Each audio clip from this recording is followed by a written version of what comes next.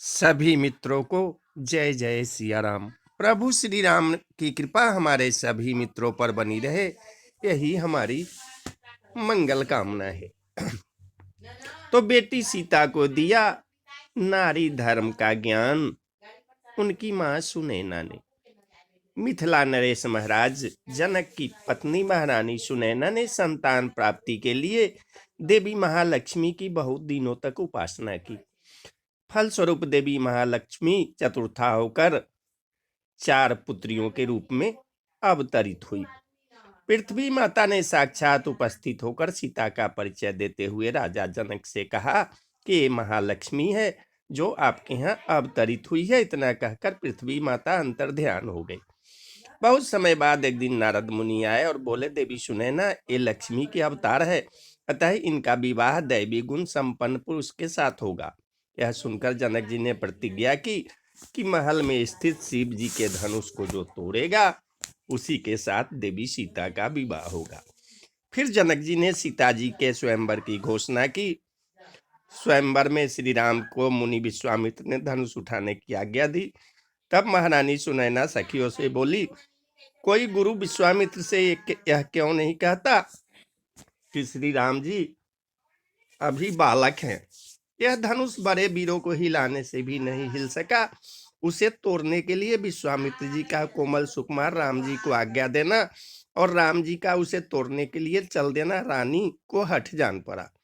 इसलिए वह कहने लगे कि गुरु विश्वामित्र को ही समझाता क्यों नहीं कि ऐसे कोमल शरीर वाले राम जी को धनुष उठाने के लिए मना कर दे। लेकिन जब प्रभु श्री राम ने धनुष तोड़ दिया तब माता सुनैना को बड़ी प्रसन्नता हुई। धनुष टूटने की आवाज सुनकर परशुराम जी को आने और उनके क्रोध को देखकर माता सुनैना मन में पछता रही है कि हाय विधाता ने अब बनी बनाई बात बिगाड़ दी। परशुराम जी के स्वभाव के बारे में सुनकर सीता जी को आधा क्षण भी अब कल्प के समान लगने लगा। कुछ ही देर बाद परशुराम जी को यह आभास हो गया कि यह कोई नहीं साक्षात श्री विष्णु है। फिर वह अपना काम पूरा समझकर वहां से चले गए। तत्पश्चात विवाह की तैयारी शुरू हो गई। श्री रामचंद्र जी को सीता जी के वर रूप में देखकर महारानी सुनैना के मन में जो सुख हुआ उसे हजारों सरस्वती और शेष जी 100 कल्पों में भी नहीं कर सकते हैं। मंगल अवसर जानकर नेत्रों के जल को रोके हुए महारानी सुनैना प्रसन्न मन से प्रसन्न कर रही है। वेदों में कहे हुए तथा कुलाचार के अनुसार सभी व्यवहार महारानी ने भली भांति पूरे किए। महारानी पुरोहित की वाणी सुनकर सखियों समेत बड़ी प्रसन्न हुई। ब्राह्मणों की स्त्रियों और कुल की बुजुर्ग स्त्रियों को बुलाकर उन्होंने कुलरीति करके सुंदर मंगल गीत गाए। श्रेष्ठ देवांगनाएं जो सुंदर स्त्रियां के बीच में विवाह देखने के लिए आई थी, उनको देखकर रनिवास की स्त्रियां अपार सुख पा रही थी और बिना पहचान के वे सब महारानी सुनैना को प्राणों से भी प्यारी लग रही थी।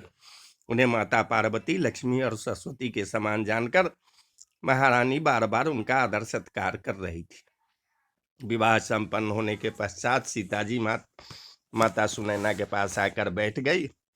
ऐसे में माता सुनैना बोली, पुत्री, पिता ने तुम्हें इतना दिया है कि तीनों लोकों में उसकी शोभा हो रही है, पर मैं तो तुम्हें केवल नारी धर्म का ज्ञान ही दे सकती हूँ जो जीवन के हर मोड़ पर तुम्हें कर्तव्य और धर्म का रास्ता दिखाएगा।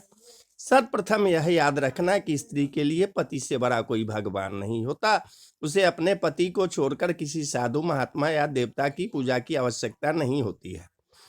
स्त्री का परम कर्तव्य एक ही है कि वह अपना स्वार्थ त्याग कर केवल वही काम करे जिससे उसके पति का कल्याण हो। यही उसकी पूजा और तपस्या है। शास्त्र में नारी के लिए पति की सेवा के अतिरिक्त और किसी की तपस्या का विधान नहीं है। जो स्त्री मन, वचन और कर्म से पूर्ण पतिव्रता होती है उसको अन्य किसी के आशीर्वाद की आवश्यकता नहीं होती है। नीति शास्त्र भी कहता है कि राजा और पति का रूप देखकर बात करनी चाहिए।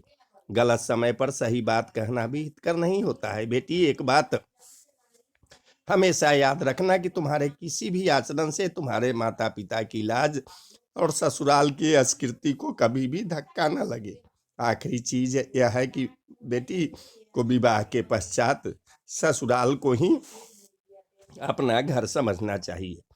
माता सुनैना बहुत प्रकार से देवी सीता को बार बार समझा रही थी। उसी समय श्री रामचंद्र जी महल के निवास में आकर और हाथ जोड़कर माता सुनैना से बोली, माता, महाराज अयोध्यापुरी चलना चाहते हैं, उन्होंने हमें विदा लेने के लिए आपके पास भेजा है। हे माता, प्रसन्न मन से हमें अनुमति दीजिए, अपना ही बालक जानकर हम पर सदा स्नेह बनाए रखिएगा। श्री राम जी के इन वचनों को सुनते ही महारानी सुनैना उदास हो गई, लेकिन प्रेम बस कुछ बोल नहीं सकी। उन्होंने सब बेटियों को अपने हृदय से लगा लिया और उनके पतियों को सौंपकर सभी से बार बार विनती की। महारानी सुनैना ने देवी सीता को श्री रामचंद्र जी को सौंपते हुए हाथ जोड़कर बार बार कहा कि हे तात, हे सुजान, मैं आज से आपको और सीता को भिन्न नहीं देख रही हूँ। मैं आज से आपके अंदर सीता और सीता के अंदर आपको देख रही हूँ। आपको सबका हाल मालूम है। परिवार को, पूर्ववासियों को, मुझको और महाराज को सीता प्राण के समान प्रिय है। हे राम, आप भक्तों के गुणों को ग्रहण करने वाले, दोषों का नाश करने वाले और दया के धाम है। विवाह और विदाई के बीच का ये समय तीखे तीर की तरह है। ज्यों ज्यों बेटी सीता के विदा होकर जाने का समय पास आ रहा है, त्यों त्यों उसकी नोक अंदर तक भेदती चली जा रही है। ऐसा कहकर महारानी सुनैना श्री राम जी के चरणों को पकड़कर चुप हो गई, मानो उनकी वाणी प्रेम रूपी दलदल में समा गई हो। माता सुनैना की स्नेह से सनी हुई श्रेष्ठ वाणी सुनकर श्री रामचंद्र ने सासू माँ का बहुत प्रकार से सम्मान किया। श्री रामचंद्र जी हाथ जोड़कर महारानी सुनैना से विदा मांगते हुए बार बार प्रणाम करके अपने भाइयों के साथ चल पड़े। प्रभु श्री राम की सुंदर मधुर मूर्ति को हृदय में लाकर महारानी सुनैना स्नेह से शिथिल हो गई।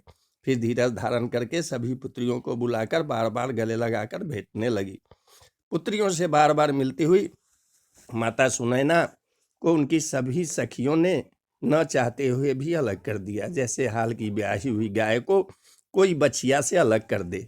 देवी जानकी ने बहुत सारे तोता और मैना को पालकर पोसकर बड़ा किया था और सोने के पिंजरों में रखकर पढ़ाया था। वे भी व्याकुल होकर कहने लगे, वैदेही कहाँ है, वैदेही कहाँ है। पक्षियों के ऐसे वचन को सुनकर सबका धैर्य जाता रहा। जरा सोचिए, जब पक्षी इस तरह विकल हो रहे हैं, तब माता सुनैना की दशा कैसे कही जा सकती है। तो बोलिए सियावर रामचंद्र की जय, अयोध्या राम लला की जय, वृंदावन बिहारी लाल की जय, पवन सुत हनुमान की जय। बोलो भाई सब संतन की जय। हर हर महादेव, जय शिव शंभो।